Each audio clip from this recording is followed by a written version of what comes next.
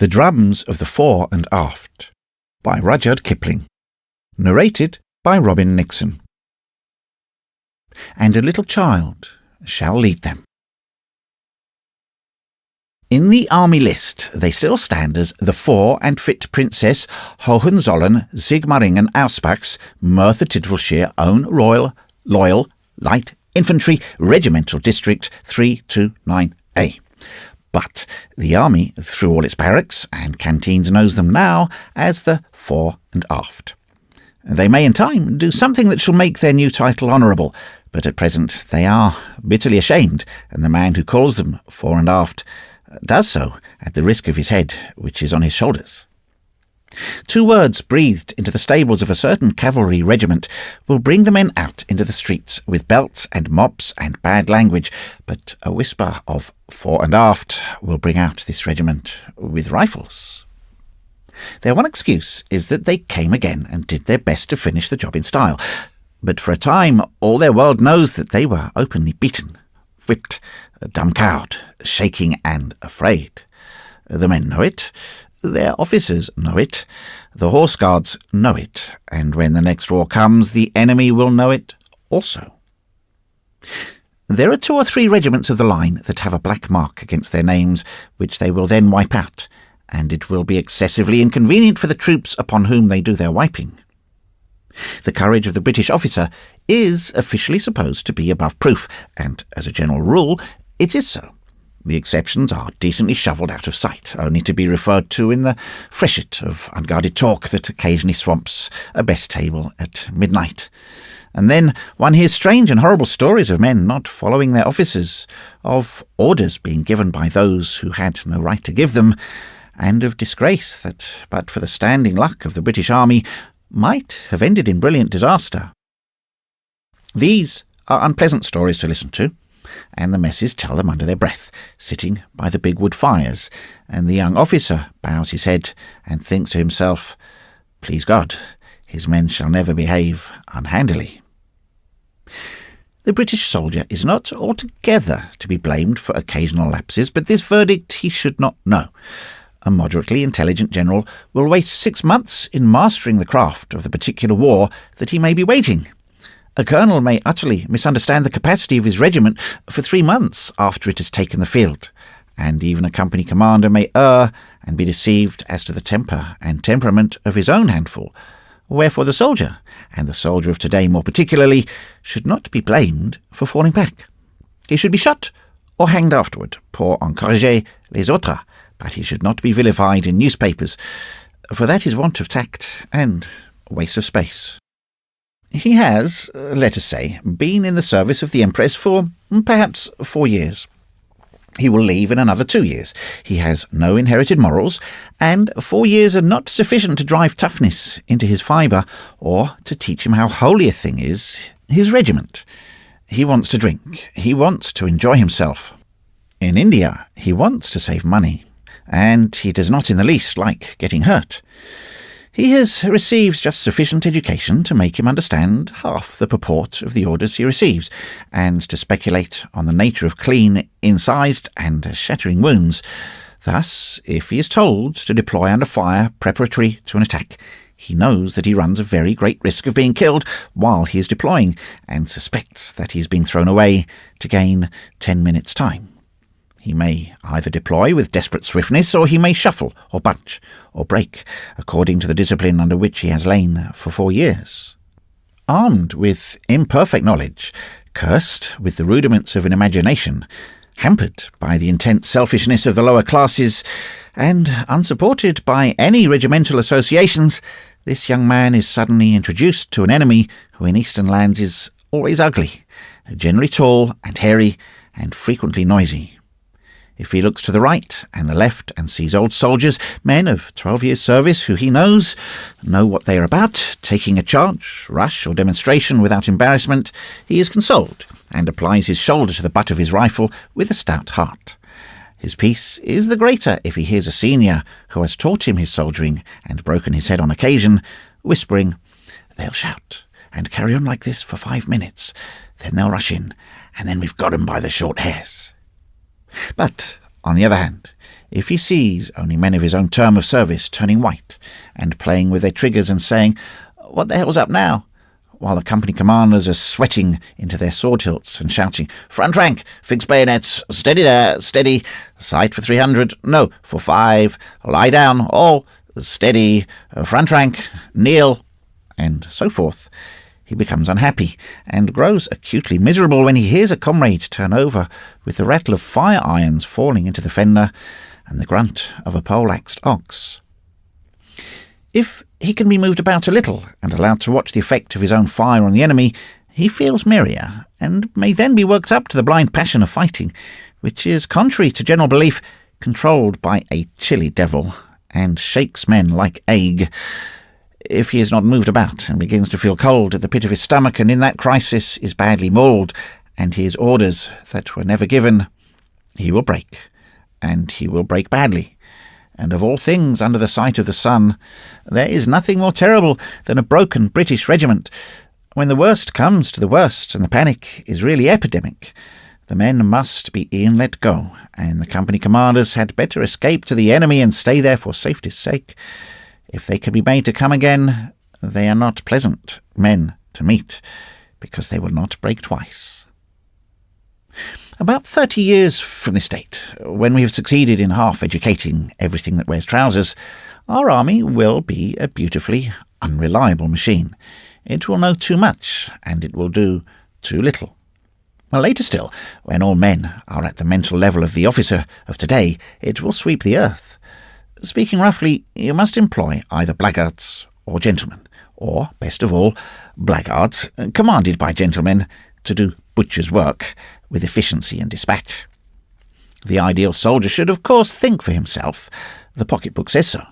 Unfortunately, to attain this virtue, he has to pass through the phase of thinking for himself, and that is misdirected genius. A blackguard may be slow to think for himself, but he is genuinely anxious to kill, and a little punishment teaches him how to guard his own skin and perforate another's.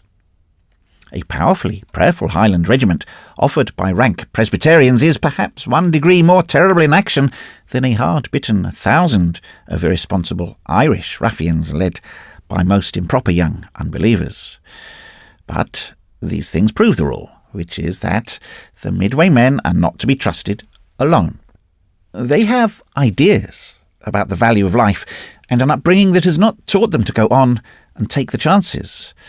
They are carefully unprovided with the backing of comrades who have been shot over, and until that backing is reintroduced, as a great many regimental commanders intend it shall be, they are more liable to disgrace themselves than the size of the empire or the dignity of the army allows. Their officers are as good can be, because their training begins early, and God has arranged that a clean-run youth of the British middle classes shall, in the matter of backbone, brains, and bowels, surpass all other youths. For this reason, a child of 18 will stand up, doing nothing with a tin sword in his hand, and joy in his heart until he is dropped. If he dies like a gentleman. If he lives, he writes home that he has been potted, sniped, chipped, or cut over, and sits down to besiege government for a wound gratuity until the next little war breaks out, when he purges himself before a medical board, blarneys his colonel, burns incense round his adjutant, and is allowed to go to the front once more. Which homily brings me directly to a brace of the most finished little fiends that ever banged drum or tootled fife in the band of a British regiment. They ended their sinful career by open and flagrant mutiny, and were shot for it. Their names were Jakin and Lou, Piggy Lou, and they were bold, bad drummer boys, both of them frequently birched by the drum major of the fore and aft. Jakin was a stunted child of 14, and Lou was about the same age. When not looked after, they smoked and drank. They swore habitually after the manner of the barrack-room, which is cold swearing and comes from between clenched teeth, and they fought religiously once a week. Jakin had sprung from some London gutter, and may or may not have passed through Dr. Bernardo's hands ere he arrived at the dignity of drummer boy. Lou could remember nothing except the regiment and the delight of listening to the band from his earliest years. He hid somewhere in his grimy little soul a genuine love for music, and was mistakenly furnished with the head of a cherub, insomuch that beautiful ladies who watched the regiment in church were wont to speak of him as a darling. They never heard his vitriolic comments on their manners and morals as he walked back to barracks with the band, and matured fresh causes of offence against Jakin. The other drummer boys hated both lads on account of their illogical conduct. Jakin might be pounding Lou, or Lou might be rubbing Jakin's head in the dirt, but any attempt at aggression on the part of an outsider was met by the combined forces of Lou and Jakin, and the consequences were painful. The boys were the Ishmaels of the corps, but wealthy Ishmaels, for they sold battles in alternate weeks for the sport of the barracks when they were not pitted against other boys, and thus amassed money. On this particular day, there was dissension in the camp. They had just been convicted afresh of smoking, which is bad for little boys who use plug tobacco, and Lou's contention was that Jakin had stunk so horrid bad from keeping the pipe in the pocket that he, and he alone, was responsible for the birching they were both tingling under. "I tell you, I hid the pipe back of barracks," said Jakin pacifically. "You're a blooming liar," said Lou, without heat. "You're a blooming little bastard," said Jakin, strong in the knowledge that his own ancestry was unknown. And now, there is one word in the extended vocabulary of barrack-room abuse that cannot pass without comment. You may call a man a thief and risk nothing. You may even call him a coward without finding more than a boot whiz past your ear. But you must not call a man a bastard unless you are prepared to prove it on his front teeth. "You might have kept that till I wasn't so sore," said Lou, sorrowfully dodging round Jakin's guard. "I'll make you sorer," said Jakin genially, and got home on Lou's alabaster forehead. All would have gone well, and this story, as the books say, would never have been written had not his evil fate prompted the bizarre sergeant's son, a long, employless man of 25, to put in an appearance after the first round. He was eternally in need of money, and knew that the boys had silver. "Fighting again," said he. "I'll report you to my father, and he'll report you to the colour sergeant." "What's that to you?" said Jakin, with an unpleasant dilation of his nostrils. "Oh, nothing to me. You'll get in trouble, and you've been up too often to afford that." "What the hell do you know about what we've done?" asked Lou, the seraph. "You aren't in the army, you lousy cadging civilian." He closed in on the man's left flank. "Just 'cause you find two gentlemen settling their differences with their fists, you stick in your ugly nose where you aren't wanted. Run home to your half-caste slut of a ma, and we'll give you what for," said Jakin. The man attempted reprisals by knocking the boys' heads together. The scheme would have succeeded had not Jakin punched him vehemently in the stomach, or had Lou refrained from kicking his shins. They fought together, bleeding and breathless, for half an hour, and after heavy punishment triumphantly pulled down their opponent as terriers pull down a jackal. "Now," gasped Jakin, "I'll give you what for." He proceeded to pound the man's features while Lou stamped on the outlying portions of his anatomy. Chivalry is not a strong point in the composition of the average drummer boy. He fights, as do his betters, to make his mark. Ghastly was the ruin that escaped, and awful was the wrath of the bizarre sergeant. Awful, too, was the scene in the orderly room when the two reprobates appeared to answer the charge of half-murdering a civilian. The bizarre sergeant thirsted for criminal action, and his son lied. The boy stood to attention while the black clouds of evidence accumulated. "You little devils are more trouble than the rest of the regiment put together," said the colonel angrily. "One might as well admonish Thistledown, and I can't well put you in cells or under stoppages. You must be flogged again." "Beg your pardon, sir. Can't we say nothing in our defence, sir?" shrilled Jakin. "Hey, what? Are you going to argue with me?" said the colonel. "No, sir," said Lou. "But if a man come to you, sir, and said he was going to report you, sir, for having a bit of a turn-up with a friend, sir, and wanted to get money out of you, sir—" The orderly room exploded in a roar of laughter. "Well," said the colonel, "that was what that measly Junward there did, sir, and he'd have done it, sir, if we hadn't prevented him. We didn't hit him much, sir. He hadn't no manner of right to interfere with us, sir. I don't mind being flogged by the drum major, sir, not yet reported by any corporal, but I don't think it's fair, sir, for a civilian to come and talk over a man in the army." A second shout of laughter shook the orderly room, but the colonel was grave. "What sort of characters have these boys?" he asked of the regimental sergeant-major. "According to the bandmaster, sir," returned that revered official, the only soul in the regiment whom the boys feared, "they do everything but lie, sir." "Is it like we go for that man for fun, sir?" said Lou, pointing to the plaintiff. "Oh, admonished, admonished," said the colonel testily, and when the boys had gone, he read the bizarre sergeant's son a lecture on the sin of unprofitable meddling, and gave orders that the bandmaster should keep the drums in better discipline. "If either of you come to practice again with so much as a scratch on your two ugly little faces," thundered the bandmaster, "I'll tell the drum major to take the skin off your backs. Understand that, you young devils?" Then he repented of his speech for just the length of time that Lou, looking like a seraph in red worsted embellishments, took the place of one of the trumpets in hospital and rendered the echo of a battle piece. Lou certainly was a musician, and had often in his more exalted moments expressed a yearning to master every instrument of the band.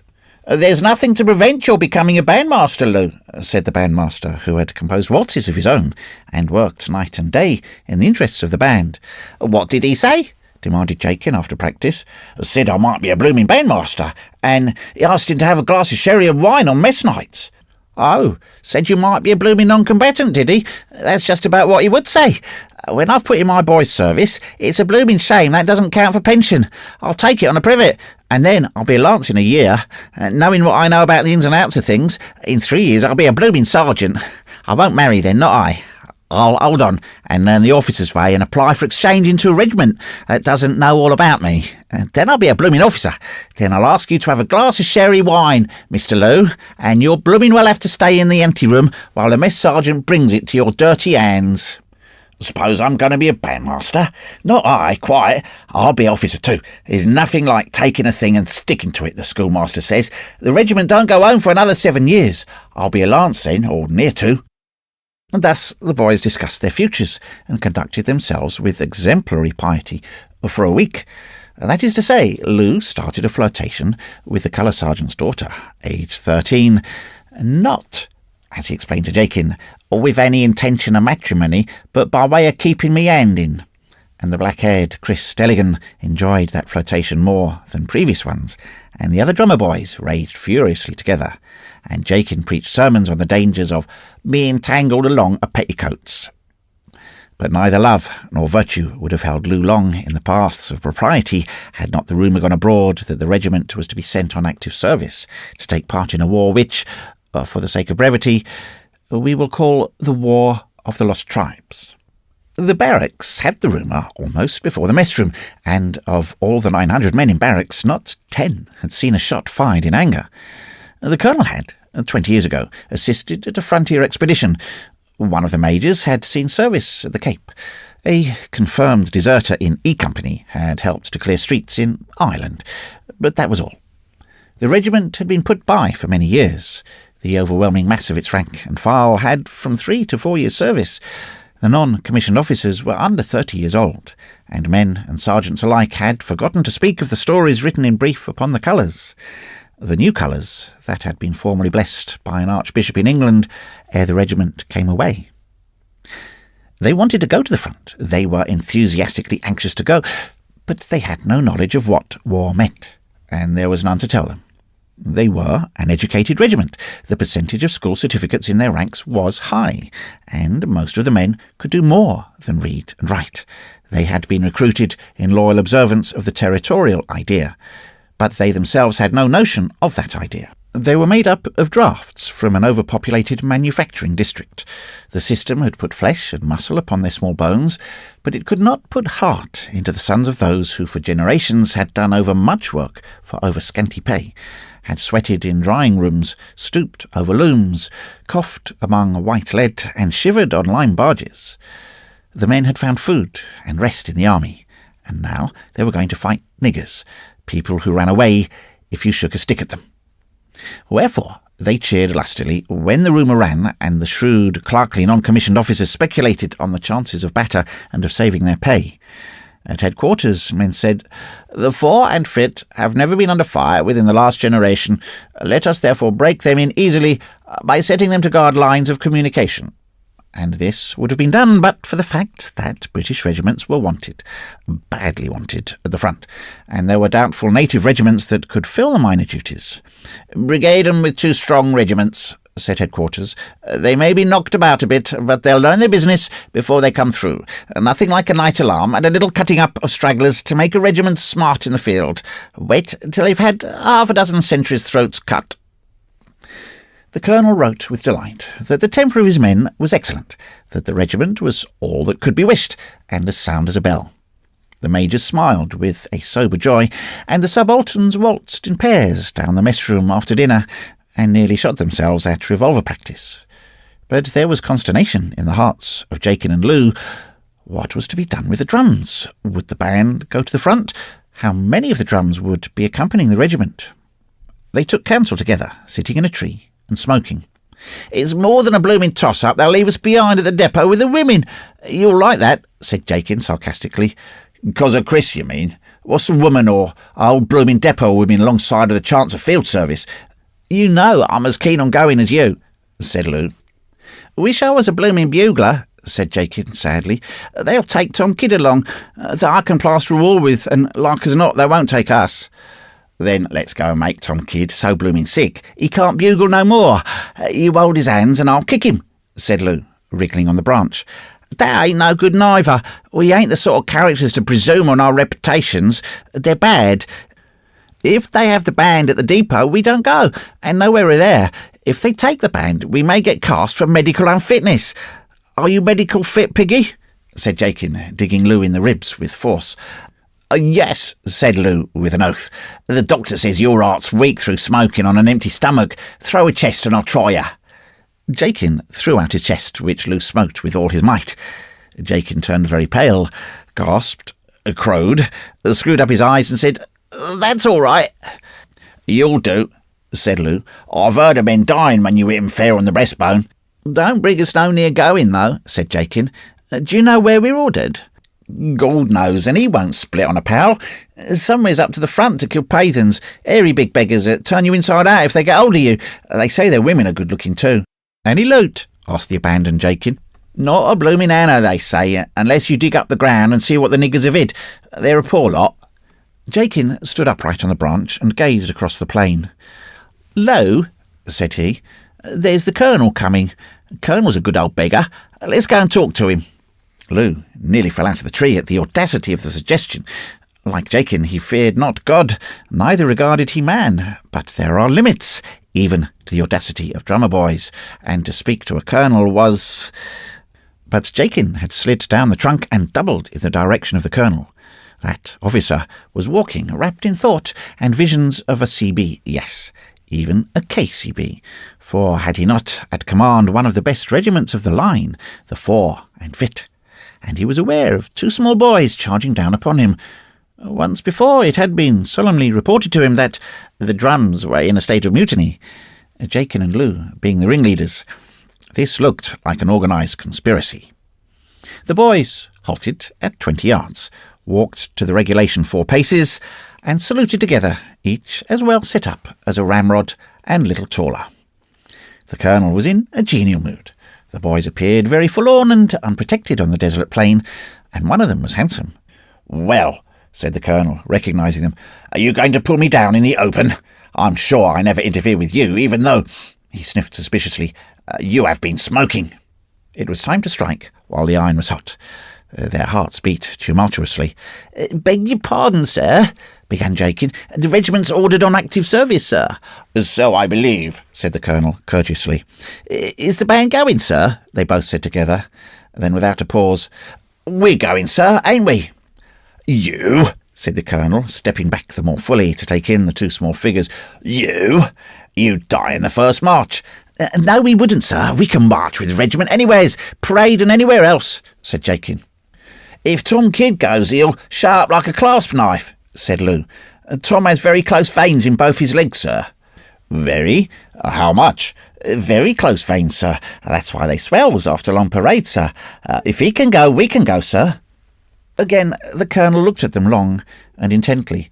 "Yes, the band is going," he said, as gravely as though he had been addressing a brother officer. "Have you any parents, either of you two?" "No, sir," rejoicingly from Lou and Jakin. "We're both orphans, sir. There's no one to be considered of on our account, sir." "You poor little sprats. And you want to go up to the front with the regiment, do you? Why?" I've wore the Queen's uniform for 2 years, said Jakin. It's very odd, sir, that a man don't get no recompense for doing his duty, sir. And if I don't go, sir, interrupted Lou, the bandmaster, he says he'll catch and make a blessed musician of me, sir, before I've even seen any service, sir.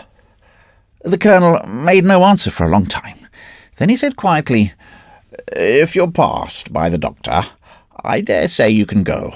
I shouldn't smoke if I were you. The boys saluted and disappeared. The Colonel walked home and told the story to his wife, who nearly cried over it. The Colonel was well pleased. If that was the temper of the children, what would not the men do? Jakin and Lou entered the boys' barrack room with great stateliness and refused to hold any conversation with their comrades for at least 10 minutes. And then, bursting with pride, Jakin drawled, I've been interviewing the Colonel. A good old beggar is the Colonel. Says I to him, Colonel, says I, let me go to the front along the regiment. To the front you shall go, says he, and I only wish there was more like you among the dirty little devils that bang the blooming drums. Kid, if you throw your accoutrements at me for telling you the truth to your own advantage, your legs will swell. Nonetheless, there was a battle royale in the barrack room, for the boys were consumed with envy and hate, and neither Jakin nor Lou behaved in conciliatory wise. I'm going out to say adieu to me girl, said Lou, to cap the climax. Don't none of you touch me, Kit, 'cause it's wanted for active service, me being specially invited to go by the Colonel. He strolled forth and whistled in the clump of trees at the back of the married quarters till Chris came to him, and the preliminary kisses being given and taken, Lou began to explain the situation. I'm going to the front with the regiment, he said valiantly. Piggy, you're a little liar, said Chris, but her heart misgave her, for Lou was not in the habit of lying. Lie yourself, Chris, said Lou, slipping an arm around her. I'm going. When the regiment marches out, you'll see me with 'em all, gallant and gay. Give us another kiss, Chris, on the strength of it. If you'd only have stayed at the depot, where you ought to have been, you could get as many of them as you damn please, whimpered Chris, putting up her mouth. It's hard, Chris, I'll grant you it's hard. But what's a man to do? If I'd stayed at the depot, you wouldn't think anything of me. Like as not, but I'd have you with me, Piggy, and all the thinking in the world isn't like kissing. And all the kissing in the world isn't like having a medal to wear on the front of your coat. You won't get no medal. Oh, yes, I shall, though. Me and Jakin are the only acting drummers that'll be took along, and the rest is all full men, and we'll get our medals with 'em.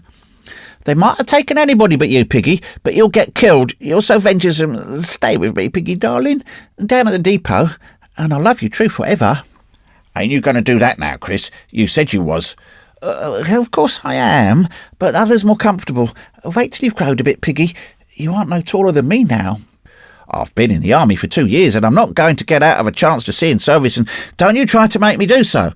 I'll come back, Chris, and when I take on as a man, I'll marry you. I'll marry you when I'm a lance. You promise, Piggy? Lou reflected on the future, as arranged by Jakin a short time previously, but Chris's mouth was very near to his own. I promise, so help me God, said he. Chris slid an arm around his neck. I won't hold you back no more, Piggy. Go away and get your medal, and I'll make you a new button bag as nice as I know how, she whispered. I'll put some of your hair into it, Chris, and I'll keep it in my pocket so long as I'm alive. And then Chris wept anew, and the interview ended.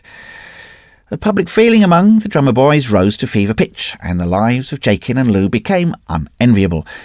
Not only had they been permitted to enlist 2 years before the regulation boy's age, 14, but by virtue, it seemed, of their extreme youth, they were allowed to go to the front, which thing had not happened to acting drummers within the knowledge of boy. The band, which was to accompany the regiment, had been cut down to the regulation 20 men, the surplus returning to the ranks. Jakin and Lou were attached to the band as supernumeraries, though they would much have preferred being company buglers. Don't matter much, said Jakin after the medical inspection. Be thankful that we're allowed to go at all. The doctor, he said that if we could stand what we took from the bizarre sergeant's son, we stand pretty nigh anything. Which we will, said Lou, looking tenderly at the ragged and ill-made housewife that Chris had given him, with a lock of her hair worked into a sprawling L upon the cover. It was the best I could, she sobbed. I wouldn't let mother nor the sergeant's tailor help me. Keep it always, Piggy, and remember, I love you true. They marched to the railway station, 960 strong, and every soul in cantonments turned out to see them go. The drummers gnashed their teeth at Jakin and Lou, marching with the band. The married women wept upon the platform, and the regiment cheered its noble self, black in the face. "A nice level lot," said the colonel to the second-in-command as they watched the first 4 companies in training. "Fit to do anything," said the second-in-command enthusiastically, "but it seems to me they're a thought too young and tender for the work in hand. It's bitter cold up at the front now." "They're sound enough," said the colonel. "We must take our chance of sick casualties."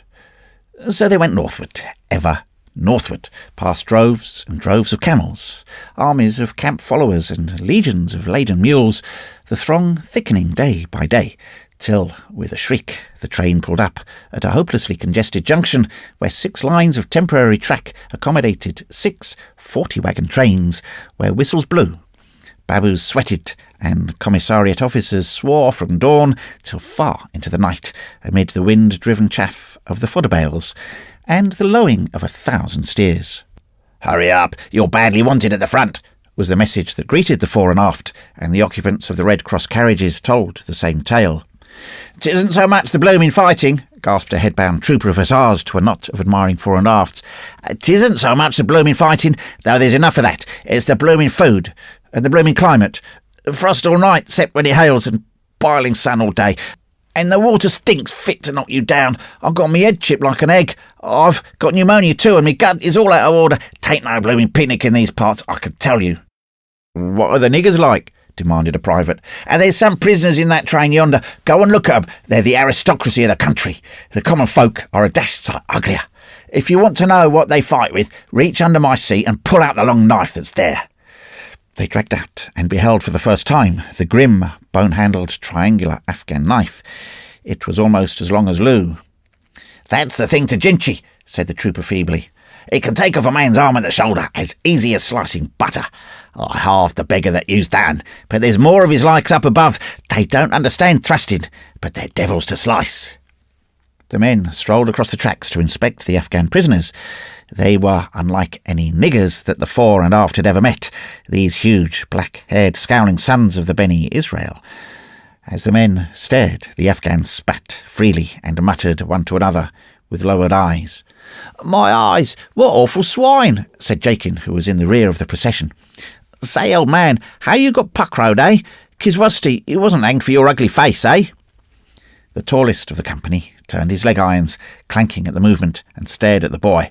"See," he cried to his fellows in Pushto, "they sent children against us. What a people, and what fools." "Yeah," said Jakin, nodding his head cheerily. "You go down country, kinda get penny company, get live like a bloomin' Roger Limarfic. That's better bandobusts than bayonet. Get it in your innards. Goodbye, old man. Take care of your beautiful figure and try to look cushy." The men laughed and fell in for their first march, when they began to realise that a soldier's life was not all beer and skittles. They were much impressed with the size and bestial ferocity of the niggers whom they had now learned to call pathans, and more with the exceeding discomfort of their own surroundings. 20 old soldiers in the corps would have taught them how to make themselves moderately snug at night, but they had no old soldiers, and as the troops on the line of march said, they live like pigs. They learned the heart-breaking cussedness of camp kitchens and camels, and the depravity of an EP tent and a wither-wrung mule. They studied animalculae in water, and developed a few cases of dysentery in their study. At the end of their third march, they were disagreeably surprised by the arrival in their camp of a hammered iron slug, which fired from a steady rest at 700 yards, flicked out the brains of a private seated by the fire. This robbed them of their peace for a night, and was the beginning of a long-range fire carefully calculated to that end. In the daytime, they saw nothing except an occasional puff of smoke from a crag above the line of march.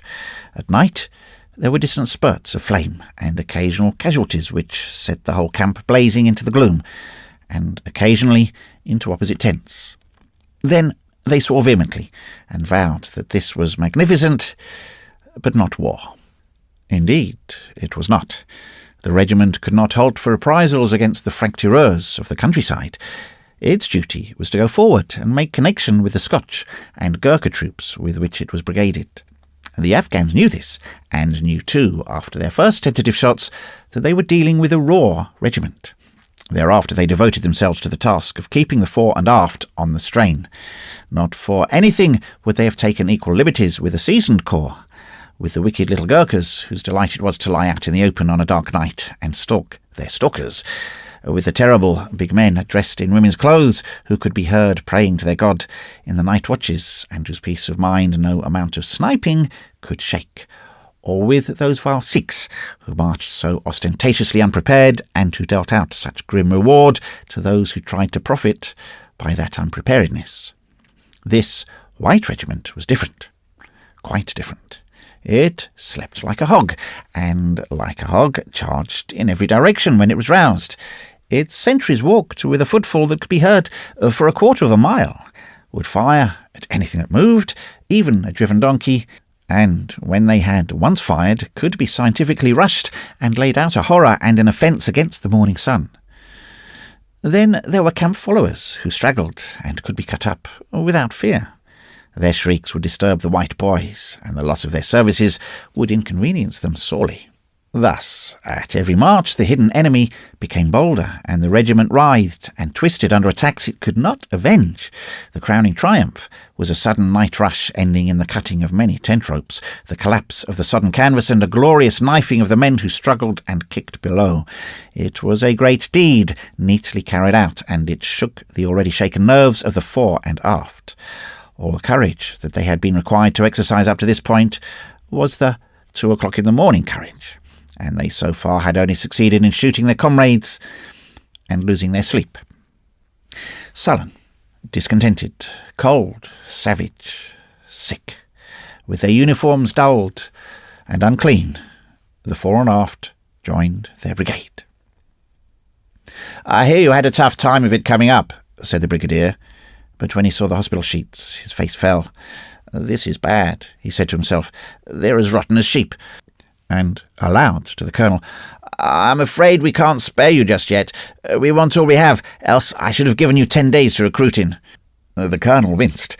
"On my honour, sir," he returned, "there is not the least necessity to think of sparing us. My men have been rather mauled and upset without a fair return. They only want to go in somewhere where they can see what's before them." "Can't say I think much of the fore and fit," said the brigadier in confidence to his brigade major. "They've lost all their soldiering, and by the trim of them might have marched through the country from the other side. A more fagged-out set of men I never put eyes on." "Oh, they'll improve as the work goes on. The parade gloss has been rubbed off a little, but they'll put on field polish before long," said the brigade major. "They've been mauled, and they don't quite understand it." They did not. All the hitting was on one side, and it was cruelly hard hitting, with accessories that made them sick. There was also the real sickness that laid hold of a strong man and dragged him howling to the grave. Worst of all, their officers knew just as little of the country as the men themselves, and looked as if they did. The fore and aft were in a thoroughly unsatisfactory condition, but they believed that all would be well if they could once get a fair go in at the enemy. Potshots up and down the valleys were unsatisfactory, and the bayonet never seemed to get a chance. Perhaps it was as well, for a long-limbed Afghan with a knife had a reach of 8 feet, and could carry away enough lead to disable 3 Englishmen. The fore and fit would like some rifle practice at the enemy, all 700 rifles blazing together. That wish showed the mood of the men. The Gurkhas walked into their camp, and in broken barrack-room English strove to fraternise with them, offered them pipes of tobacco, and stood them treat at the canteen.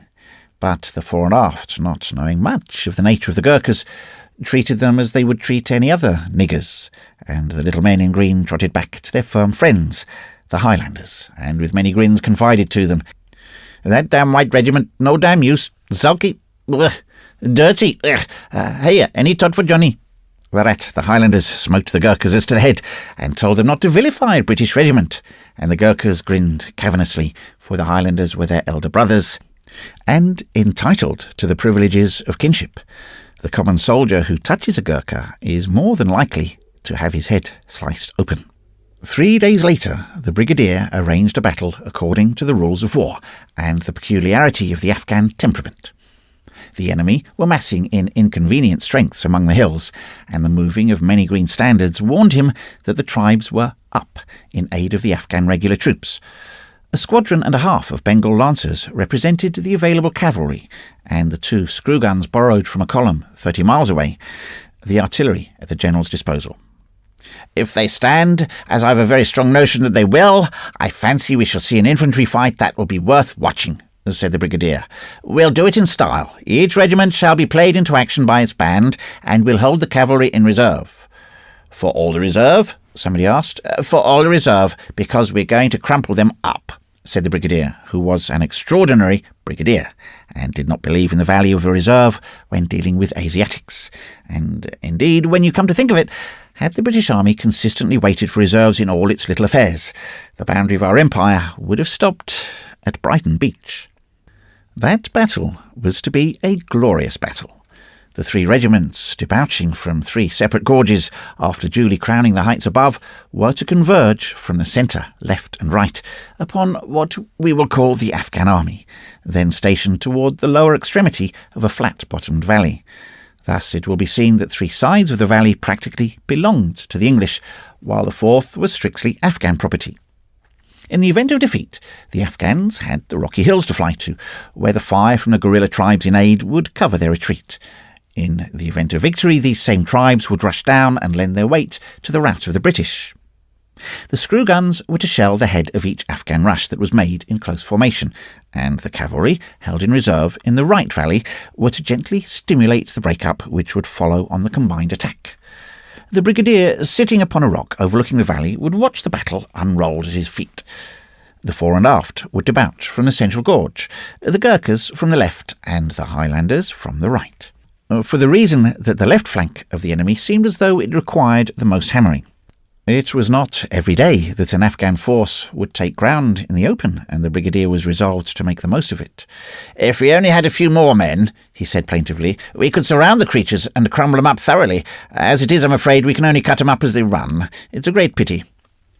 The fore and aft had enjoyed unbroken peace for 5 days, and were beginning, in spite of dysentery, to recover their nerve. But they were not happy, for they did not know the work in hand, and had they known, would not have known how to do it. Throughout those 5 days, in which old soldiers might have taught them the craft of the game, they discussed together their misadventures in the past, how such an one was alive at dawn, and dead ere the dusk, and with what shrieks and struggles such another had given up his soul under the Afghan knife. Death was a new and horrible thing to the sons of mechanics who were used to die decently of zymotic disease, and their careful conservation in barracks had done nothing to make them look upon it with less dread.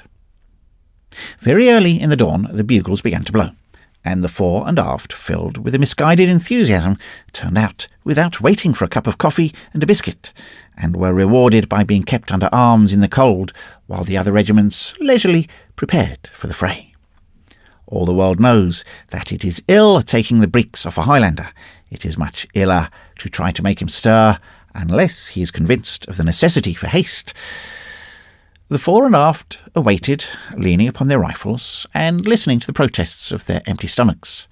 The colonel did his best to remedy the default of lining as soon as it was borne upon him that the affair would not begin at once, and so well did he succeed that the coffee was just ready when the men moved off, their band leading.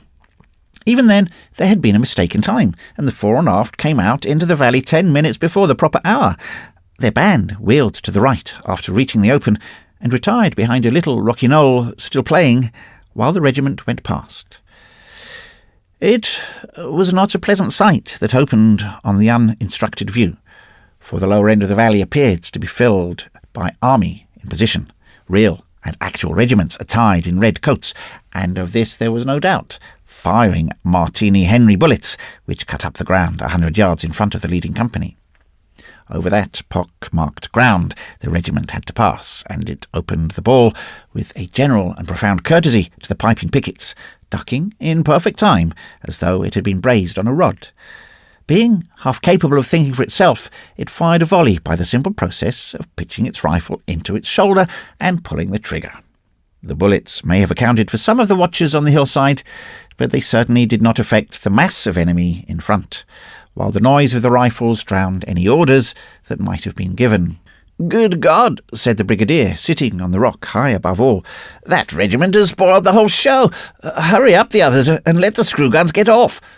But the screw guns, in working round the heights, had stumbled upon a wasp's nest of a small mud fort, which they incontinently shelled at 800 yards, to the huge discomfort of the occupants, who were unaccustomed to weapons of such devilish precision. The fore and aft continued to go forward, but with shortened stride. Where were the other regiments, and why did these niggers use martinis? They took open order instinctively, lying down and firing at random, rushing a few paces forward and lying down again, according to the regulations. Once in this formation, each man felt himself desperately alone and edged in toward his fellow for comfort's sake. Then the crack of his neighbour's rifle at his ear led him to fire as rapidly as he could, again for the sake of the comfort of the noise. The reward was not long delayed. 5 volleys plunged the files in banked smoke, impenetrable to the eye, and the bullets began to take ground 20 or 30 yards in front of the firers as the weight of the bayonet dragged down, and to the right arms wearied with holding the kick of the leaping martini. The company commanders peered helplessly through the smoke, the more nervous mechanically trying to fan it away with their helmets. "High and to the left," bawled a captain till he was hoarse. "No good. Cease firing and let it drift away a bit." 3 and 4 times the bugles shrieked the order, and when it was obeyed, the fore and aft looked that their foe should be lying before them in mown swaths of men. A light wind drove the smoke to leeward and showed the enemy still in position and apparently unaffected. 1/4 of a ton of lead had been buried a furlong in front of them, as the ragged earth attested. This was not demoralising to the Afghans, who have not European nerves. They were waiting for the mad riots to die down, and were firing quietly into the heart of the smoke. A private of the fore and aft spun up his company, shrieking with agony. Another was kicking the earth and gasping, and a third, ripped through the lower intestines by a jagged bullet, was calling aloud on his comrades to put him out of his pain. These were the casualties, and they were not soothing to hear or see. The smoke cleared to a dull haze. Then the foe began to shout, with a great shouting, and a black mass, detached itself from the main body and rolled over the ground at horrid speed. It was composed of, perhaps, 300 men who would shout and fire and slash if the rush of their 50 comrades who were determined to die carried home. The 50 were Ghazis, half maddened with drugs and wholly mad with religious fanaticism. When they rushed the British, fire ceased, and, in the lull, the order was given to close ranks and meet them with the bayonet. Anyone who knew the business could have told the fore and aft that the only way of dealing with a Ghazi rush is by volleys at long ranges, because a man who means to die, who desires to die, who will gain heaven by dying, must, in 9 cases out of 10, kill a man who has a lingering prejudice in favour of life, if he can close with the latter. Where they should have closed and gone forward, the fore and aft opened out and skirmished, and where they should have opened out and fired, they closed and waited. A man dragged from his blankets half awake and unfed is never in a pleasant frame of mind, nor does his happiness increase when he watches the whites of the eyes of 300 6-foot fiends upon whose beards the foam is lying, upon whose tongues is a roar of wrath, and in whose hands are 3-foot knives. The fore and aft heard the Gurkha bugles bringing that regiment forward at the double, while the neighing of the Highland pipes came from the left. They strove to stay where they were, though the bayonets wavered down the line like the oars of a ragged boat. Then they felt body to body the amazing physical strength of their foes. A shriek of pain ended the rush, and the knives fell amid scenes not to be told. The men clubbed together and smote blindly, as often as not, at their own fellows. Their front crumpled like paper, and the 50 Ghazis passed on, their backers now drunk with success, fighting as madly as they. Then the rear ranks were bidden to close up, and the subalterns dashed into the stew alone. For the rear rank had heard the clamour in front, the yells and the howls of pain, and had seen the dark, stale blood that makes afraid. They were not going to stay. It was the rushing of the camps over again. Let their officers go to hell if they chose. They would get away from the knives. "Come on!" shrieked the subalterns, and their men, cursing them, drew back, each closing into his neighbour and wheeling round. Charteris and Devlin, subalterns of the last company, faced their death alone in the belief that their men would follow. "You've killed me, you cowards," sobbed Devlin, and dropped, cut from the shoulder strap to the centre of the chest, and a fresh detachment of his men retreating, always retreating, trampled him underfoot as they made for the pass whence they had emerged. I kissed her in the kitchen, and I kissed her in the hall. "Children, children, follow me. Oh golly, said the cook, is he going to kiss us all? Halla, halla, halla, hallelujah." The Gurkhas were pouring through the left gorge and over the heights of the double to the invitation of their regimental quickstep. The black rocks were crowned with dark green spiders as the bugles gave tongue jubilantly. In the morning, by the bright light, when Gabriel blows his trumpet in the morning." The Gurkha reaccompanies, tripped and blundered over loose stones. The front files halted for a moment to take stock of the valley and to settle stray bootlaces. Then a happy little sigh of contentment sounded down the ranks, and it was as though the land smiled. For behold, there below was the enemy, and it was to meet them that the Gurkhas had doubled so hastily. There was much enemy, there would be amusement. The little men hitched their kukris well to hand, and gaped expectantly at their officers, as terriers grin ere the stone is cast for them to fetch. The Gurkhas' ground sloped downward to the valley, and they enjoyed a fair view of the proceedings. They sat upon the boulders to watch, for their officers were not going to waste their wind in assisting to repulse a Ghazi rush more than half a mile away. Let the white men look to their own front. "Hi!" said the Subadar Major, who was sweating profusely. "Damn fools yonder! Stand close order! There is no time for close order! It's the time for volleys, Horrified, amused, and indignant, the Gurkhas beheld the retirement, let us be gentle, of the fore and aft, with a running chorus of oaths and commentaries. "They run! The white men run, Colonel Sahib! May we also do a little running?" murmured Ranbir Thapa, the senior Jemadar. But the colonel would have none of it. "Let the beggars be cut up a little," said he wrathfully. "Serves them right. They'll be prodded into facing round in a minute." He looked through his field glasses and caught the glint of an officer's sword. "Beating them with the flat, damned conscripts! How the Ghazis are walking into them!" said he. The fore and aft, heading back, bore with them their officers. The narrowness of the pass forced the mob into solid formation, and the rear rank delivered some sort of a wavering volley. The Ghazis drew off, for they did not know what reserves the gorge might hide. Moreover, it was never wise to chase white men too far.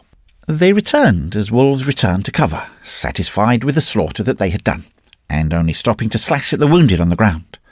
A quarter of a mile had the fore and aft retreated, and now, jammed in the pass, was quivering with pain, shaken and demoralized with fear, while the officers, maddened beyond control, smote the men with the hilts and the flats of their swords.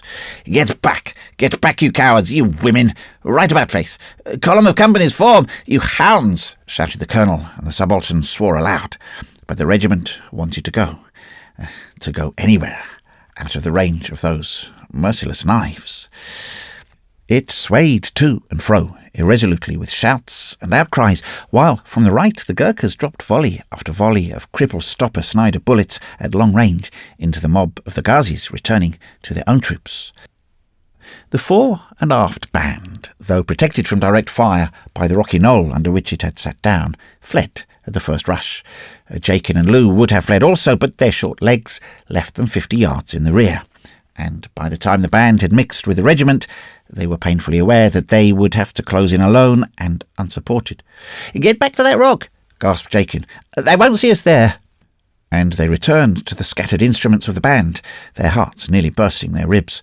"Here's a nice show for us," said Jakin, throwing himself full length on the ground. "A blooming fine show for British infantry. Oh, the devils, they've gone and left us alone here. What'll we do?" Lou took possession of a cast-off water bottle, which naturally was full of canteen rum, and drank till he coughed again. "Drink," said he shortly. "They'll come back in a minute or two, you see." Jakin drank, but there was no sign of the regiment's return. They could hear a dull clamour from the head of the valley of retreat, and saw the Ghazis slink back, quickening their pace as the Gurkhas fired at them. We're all that's left of the band, and we'll be cut up as sure as death, said Jakin. I'll die game then, said Lou, thickly fumbling with his tiny drummer's sword. The drink was working on his brain as it was on Jakin's. Hold on, I know something better than fighting, said Jakin, stung by the splendour of a sudden thought, due chiefly to rum. Tip our blooming cowards yonder the word to come back. The pagan beggars are well away. Come on, Lou, we won't get hurt. Take the fife and give me the drum. The old step for all your blooming guts are worth. There's a few of our men coming back now. Stand up, you drunken little defaulter. By your right. Quick, march. He slipped the drum sling over his shoulder, thrust the fife into Lou's hand, and the two boys marched out of the cover of the rock into the open, making a hideous hash of the first bars of the British Grenadiers. As Lou had said, a few of the fore and aft were coming back, sullenly and shamefacedly, under the stimulus of blows and abuse. Their red coats shone at the head of the valley, and behind them were wavering bayonets. But between this shattered line and the enemy, who, with Afghan suspicion, feared that the hasty retreat meant an ambush, and had not moved, therefore, lay half a mile of a level ground, dotted only by the wounded. The tune settled into a full swing, and the boys kept shoulder to shoulder, Jakin banging the drum as one possessed. The one fife made a thin and pitiful squeaking, but the tune carried far, even to the Gurkhas. "Come on, you dogs," muttered Jakin to himself. "Are we to play forever?" Lou was staring straight in front of him and marching more stiffly than ever he had done on parade, and in bitter mockery of the distant mob, the old tune of the old line shrilled and rattled. Some talk of Alexander, and some of Hercules, of Hector and Lysander, and such great names as these. There was far-off clapping of hands from the Gurkhas, and a roar from the Highlanders in the distance, but never a shot was fired by British or Afghan. The two little red dots moved forward in the open parallel to the enemy's front.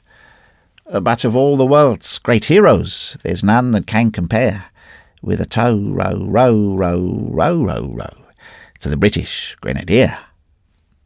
The men of the fore and aft were gathering thick at the entrance into the plain. The brigadier on the heights far above was speechless with rage. Still, no movement from the enemy. The day stayed to watch the children. Jakin halted and beat the long roll of the assembly, while the fife squealed despairingly. "Right, about face. Hold up, Lou, you're drunk," said Jakin. They wheeled and marched back. Those heroes of antiquity ne'er saw a common ball, nor knew the force of powder. "Here they come," said Jakin. "Go on, Lou," to scare their foes withal. The fore and aft were pouring out of the valley.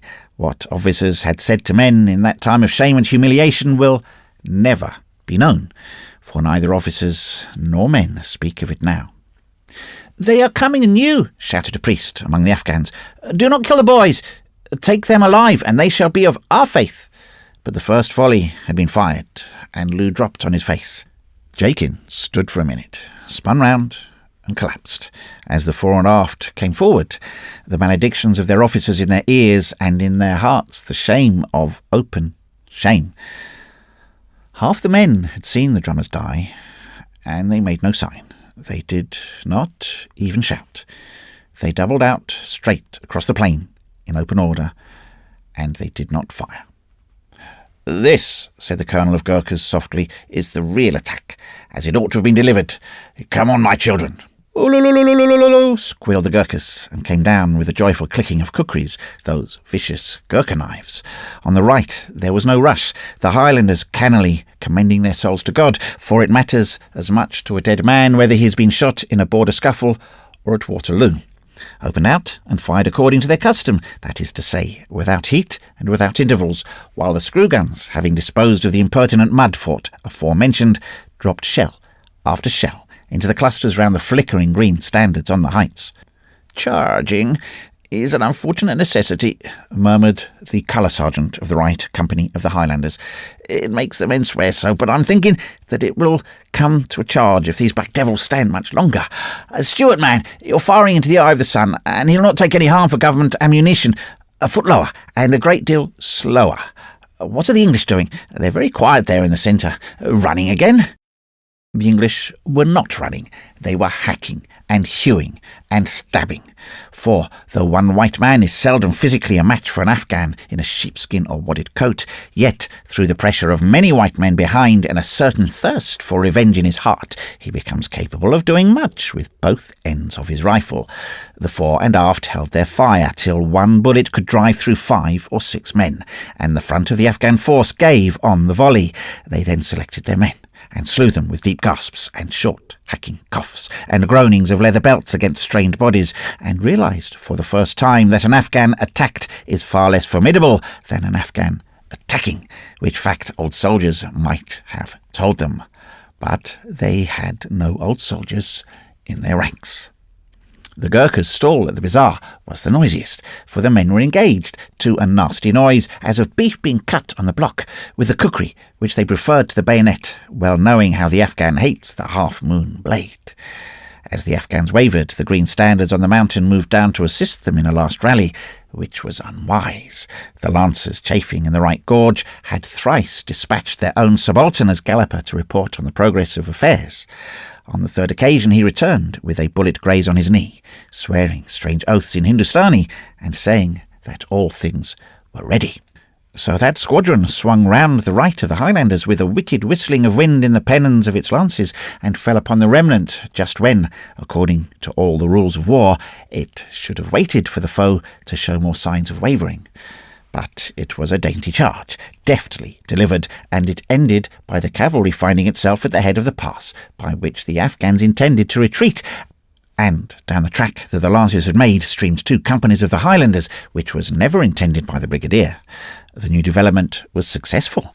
It detached the enemy from his base as a sponge is torn from a rock, and gave him ringed about with fire in that pitiless plain.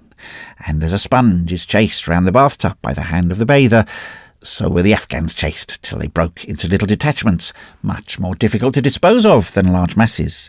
"See," quoth the brigadier, "everything has come as I arranged. We've cut their base, and now we'll bucket 'em to pieces." A direct hammering was all that the brigadier had dared to hope for, considering the size of the force at his disposal. But men who stand or fall by the errors of their opponents may be forgiven for turning chance into design. The bucketing went forward merrily.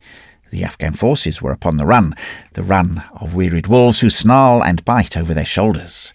The red lances dipped by 2s and 3s, and with a shriek up rose the lance butt like a spar on a stormy sea, as the trooper, cantering forward, cleared his point. The lancers kept between their prey and the steep hills, for all who could were trying to escape from the valley of death. The Highlanders gave the fugitives 200 yards law, and then brought them down, gasping and choking ere they could reach the protection of the boulders above. The Gurkhas followed suit, but the fore and aft were killing on their own account, for they had penned a mass of men between their bayonets and a wall of rock, and the flash of the rifles was lighting the wadded coats. "We cannot hold them, Captain Sahib," panted a Rasildar of lancers. "Let us try the carbine. The lance is good, but it wastes time." They tried the carbine, and still the enemy melted away, fled up the hills by hundreds, when there were only 20 bullets to stop them. On the heights, the screw guns ceased firing. They had run out of ammunition, and the brigadier groaned, for the musketry fire could not sufficiently smash the retreat. Long before the lost volleys were fired, the litters were out in force, looking for the wounded. The battle was over, and but for want of fresh troops, the Afghans would have been wiped off the earth. As it was, they counted their dead by the hundreds, and nowhere were the dead thicker than in the track of the fore and aft. But the regiment did not cheer with the Highlanders, nor did they dance uncouth dances with the Gurkhas among the dead. They looked under their brows at the colonel, as they leaned on their rifles and panted. "Get back to camp, you! Haven't you disgraced yourself enough for one day?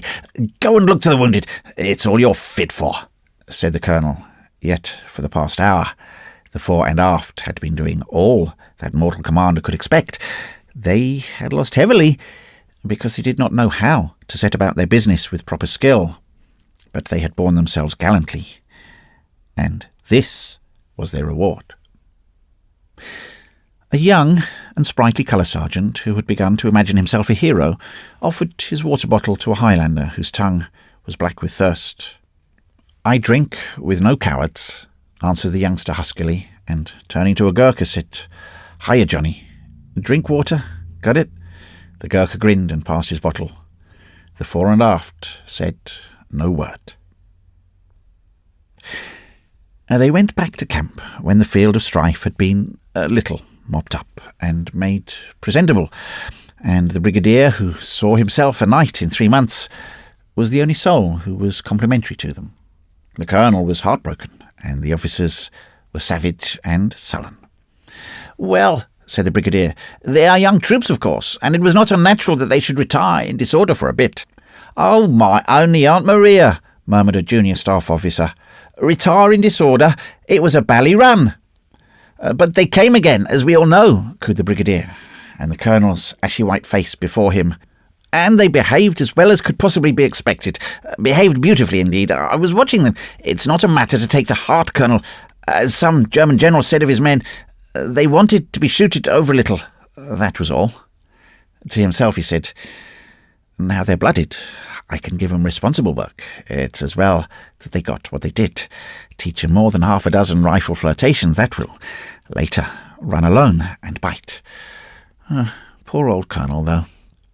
All that afternoon the heliograph winked and flickered on the hills, striving to tell the good news to a mountain 40 miles away, and in the evening there arrived, dusty, sweating and sore, a misguided correspondent who had gone out to assist at a trumpery village burning, and who had read off the message from afar, cursing his luck the while.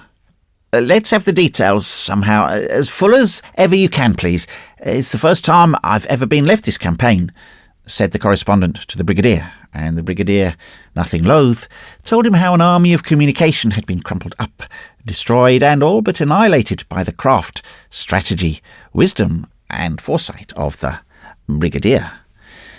But some say, and among these be the Gurkhas who watched on the hillside, that the battle was won by Jakin and Lou, whose little bodies were borne up just in time to fit 2 gaps at the head of the big ditch grave for the dead under the heights of Jagay.